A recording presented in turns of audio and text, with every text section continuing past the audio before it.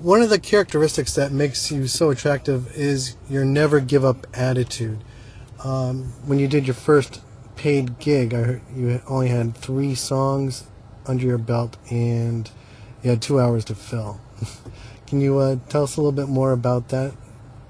Yeah, I don't know if it's so much of a never give up attitude. It's just sort of like I'm just naive enough, Mm-hmm.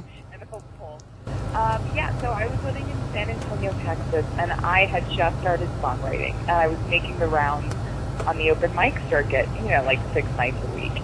And I just had put together a MySpace page. This was in late 2007, and I threw up the only 3 songs that I had written. And the venue in San Antonio, called the Lion and the Rose, little bar, reached out to me and said, "Hey, we'd love to have you, next Saturday.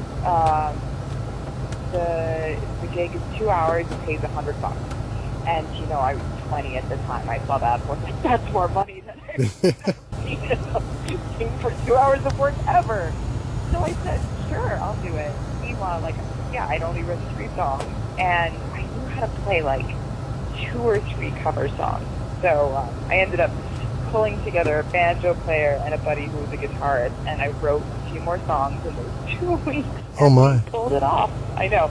We ended up repeating a few songs, but I think by the end of it, my friends were so drunk that. Did you tell a lot of stories in between the songs? Yeah. Oh, yeah.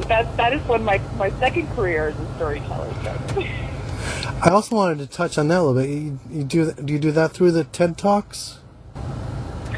Yeah. The TED Talk that I did 2 years ago was the first time I sort of officially presented myself as a storyteller, but I've been doing it as a songwriter for years, and a couple of years ago started visiting different high schools and sharing my story. I think it's a really great art, and I love this music to keep it alive. Excellent. Are there any common topics in your music? Yeah, a few. I mean, most of my songs are autobiographical. Relationships come up quite a bit. Really anything that I'm stuck on. Relationships over the last few years, as I was getting sober, that sobriety came up quite a bit in my writing, just sort of coping and dealing with that, and a whole new world of feelings. Mm-hmm. Yeah, just picky stuff. Was it cathartic to write about that? Absolutely. It was helpful, especially because I think, like any artist who puts down an addiction in the midst of the writing process, there's a lot of fear that you're not going to be able to write. So when you do, it's a really big confidence booster. You've got an album coming out in December, I believe, right? Yep, December 2nd. And the name of it? The name is Hungry Ghost. Hungry Ghost. I've noticed you've done a lot of collaborations, I believe, in the past. Do you have any on this one as well? Yeah, actually, this album features more co-writes than any album I've done before. There are no actual duets on the record, but I believe 6 of the 12 songs are co-writes. I spent a lot of time traveling around the country, getting together with songwriter buddies of mine and churning out songs, and a host of them ended up working out, so we put them on the record. I love the song you did with Ben Balmer on Win. Oh, thank you. Yeah, Ben is wonderful. That is a great collaboration right there. Aly, I appreciate you taking the time to talk with me, and I look forward to talking with you again in the near future.